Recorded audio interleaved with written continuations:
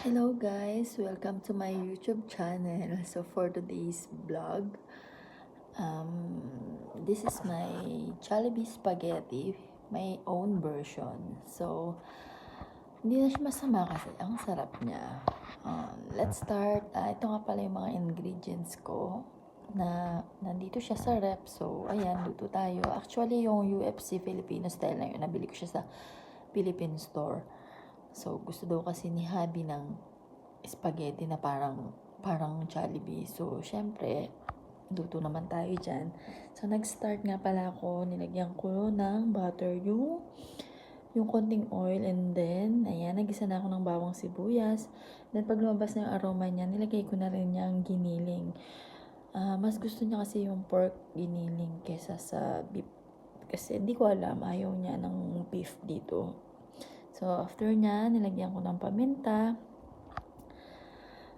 And then, nilagyan ko siya ng beef cubes, isa lang. So, gisa-gisa lang tayo hanggang sa makita mo naluto na yung giniling. Naglagay din ako ng red bell pepper. Actually, siguro half lang yan ng isang buong red bell pepper. Para pampalasa lang siya sa Jollibee spaghetti ko. So, ayan po, nilagay ko na yung hotdog. Wala kasing hotdog dito na tender juicy. So, yan na lang nilagay ko. Yung mga nabibili lang namin sa Carrefour na hotdog. So, ayan. Gisa-gisa lang. And then, after nyan, ayan, nilagay ko na yung UFC Filipino style na spaghetti sauce. Actually, nung nakita ko yan sa Philippine store, binili ko na siya agad. Kasi ang lagi kong nilulutong spaghetti dito, yung nabibili ko lang din sa Carrefour. So, nilagyan ko din siya ng konting asukal. And then, after nyan, hinalo-halo ko lang siya.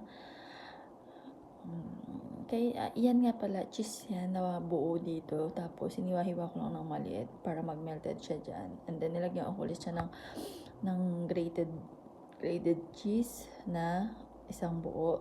So, para mas masarap siya. So, ayan, halo-halo ko lang siya until makuha mo na yung consistency niya na malapot.